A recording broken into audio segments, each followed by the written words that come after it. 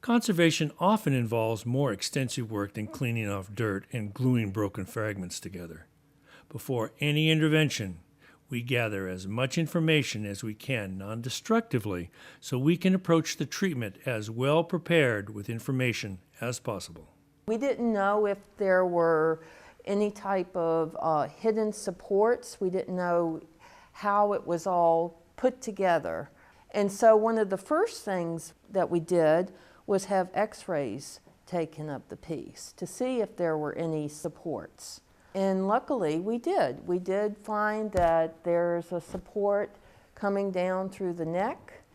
There's supports holding both arm sections on, and there's also rods coming up through one of the knees.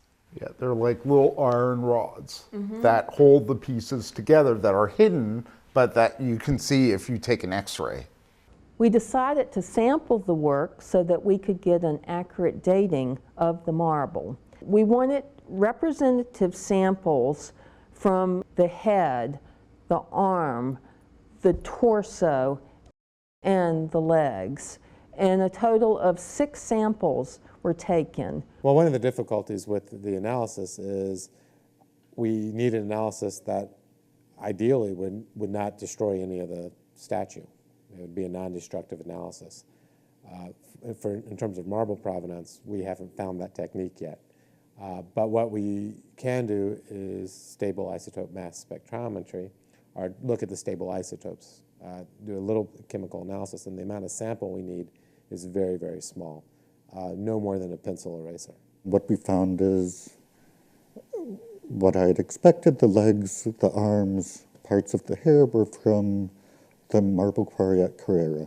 That quarry was known in antiquity. It opened up in the 1st century BCE, but it was also the major quarry used in the Renaissance for much of the marble sculpture done in Italy at that time.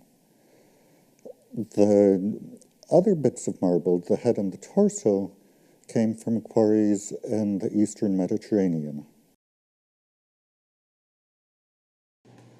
What's interesting to me about this is the texture of the weathering. It's more sugary, but the grain size is larger than the head.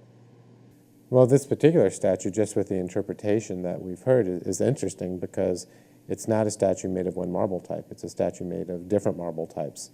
The thing that made the most visible difference in the sculpture was the wet cleaning.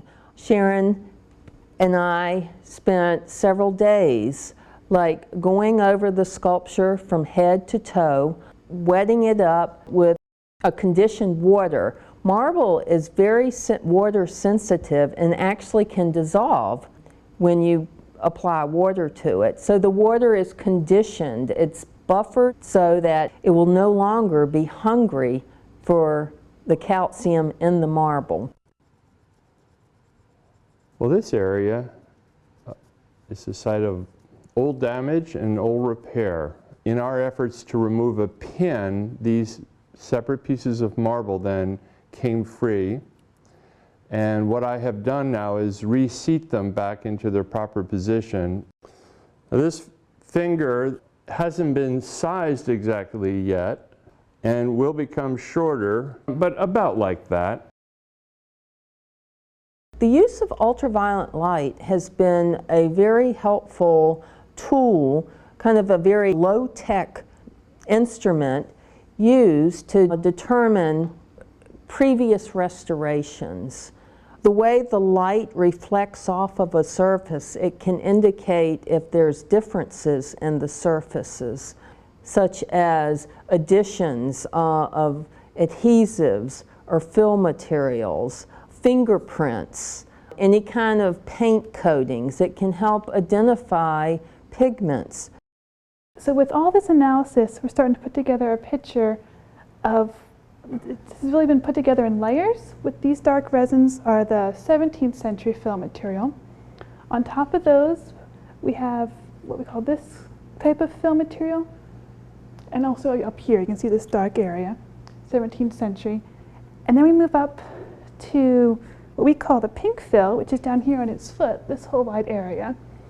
And this pink fill is also on the sculptures at the Metropolitan Museum of Art. And any piece isn't just the piece itself. It's not just the piece that you might see displayed in a museum or out in a lawn, or it has a context, it has a history, and understanding what that history is important to really understanding the piece, instead of it being a static piece of art that's sitting in a museum that it's hard to understand and interpret. It might be pretty to look at, it might not be pretty to look at, but it has so much more in there if we can pull together and get that information out. A museum's able to bring together people with so many different types of expertise.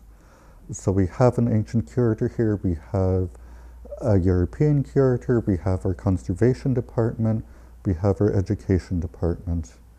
And this is a venue where all of those types of people, bringing all of their training and learning, come together.